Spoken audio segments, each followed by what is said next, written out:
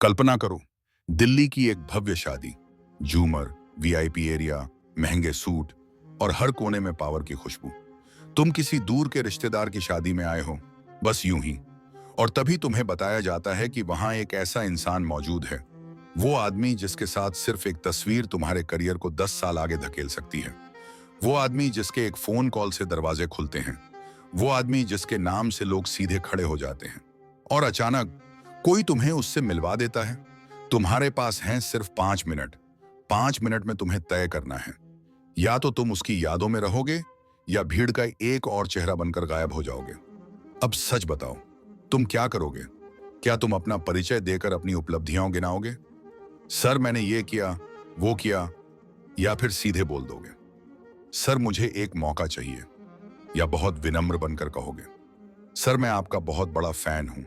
अगर यही 3 जवाब तुम्हारे दिमाग में आए तो खेल यहीं खत्म हो गया, क्योंकि यही वो 3 बातें हैं जो ताकतवर लोग हर दिन, हर जगह, हर समय सुनते हैं। और यही वो बातें हैं जो उन्हें बस से ज्यादा थकाती हैं। समस्या ये नहीं है कि तुम क्या कहते हो, समस्या ये है कि तुम सामने वाले को कैसा महसूस करवाते हो। और आज तुम वो सीखोगे जो स्कूल नहीं सिखाता, कॉलेज नहीं सिखाता और मोटिवेशनल स्पीकर भी अक्सर छुपा जाते हैं। ये मोटिवेशन नहीं है, ये सामाजिक युद्ध है। या तो तुम इसके नियम समझोगे या फिर जिंदगी भर दूसरों को ऊपर जाते देखोगे। 500 साल पुराना सच, 16वीं सदी, इटली का फ्लोरेंस। छोटे छोटे राज्य, सत्ता की भूख, धोखा, हत्या, साजिश।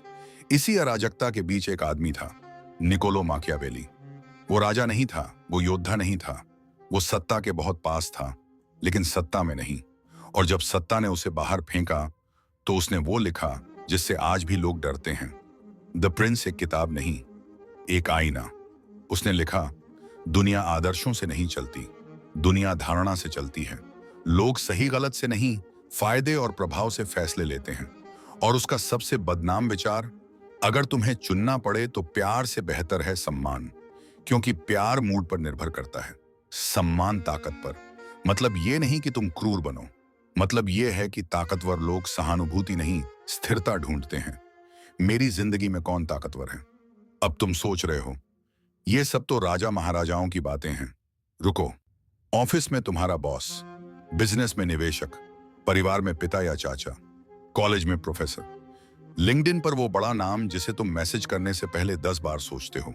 हर दिन तुम किसी न किसी ऐसे इंसान से बात करते हो जो तुमसे ऊपर है, पैसे में, पोजीशन में या प्रभाव में। असल सवाल ये नहीं है कि ताकतवर लोग तुम्हारे आसपास हैं या नहीं। असल सवाल ये है, जब तुम उनके सामने होते हो तब तुम कैसे दिखते हो? कड़वी सच्चाई, ताकतवर लोग तुम्हें इंसान की तरह नहीं देखते, वो तुम्हें श्रेणी में डालते हैं। उपयोगी या बेकार, दिलचस्प या बोझ, मजबूती या कमजोरी। और ये फैसला वो पहले 2 मिनट में कर लेते हैं। अगर तुम कहते हो, सर मुझे मदद चाहिए, तो तुम्हारा नाम एक लिस्ट में जुड़ जाता है। अगर तुम अपनी तारीफ करते हो तो वो तुम्हें असुरक्षित समझते हैं। और अगर तुम कहते हो, मैं आपका फैन हूं, तो तुम खुद को नीचे खड़ा कर देते हो। ताकतवर लोग फैन नहीं ढूंढते, वो सहयोगी ढूंढते हैं। फिर सही तरीका क्या है? नियम नंबर 1, कभी भी ताकत के पास खाली हाथ मत जाओ। जरूरत लेकर नहीं, समाधान लेकर जाओ। जिस पल तुमने अपनी मजबूरी दिखाई, तुमने अपनी कीमत गिरा दी। जिस पल तुमने उनकी समस्या आसान की, तुम अलग दिखने लगे। देखो असली खिलाड़ी कैसे चलते हैं। 19वीं सदी, एक गरीब लड़का, एंड्रयू कार्नेगी। उसने कभी प्रमोशन नहीं मांगा।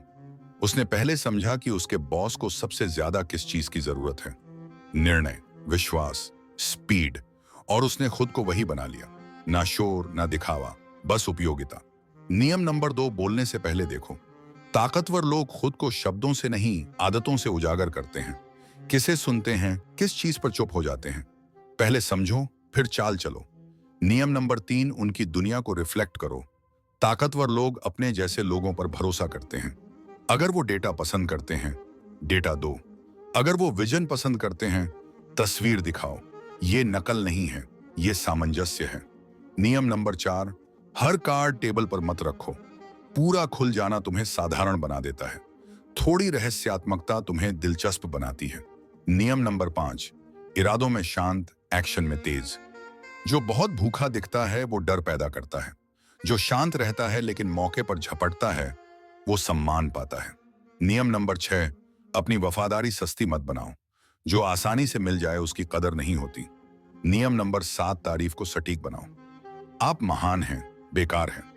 आपका वो फैसला गेम चेंजर था, याद रहता है।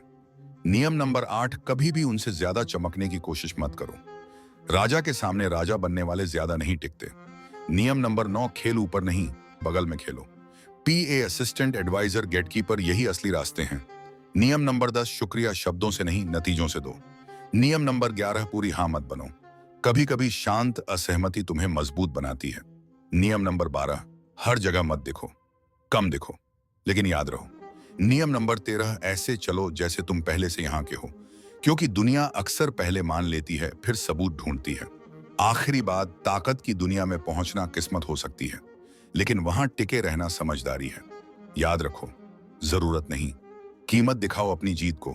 उनकी जीत बनाओ सिंहासन नहीं, उसके आसपास खेलो। अब फैसला तुम्हारा है, या तो तुम शिकायत करोगे या नियम समझोगे, क्योंकि दुनिया बदलने से पहले दुनिया को समझना पड़ता है।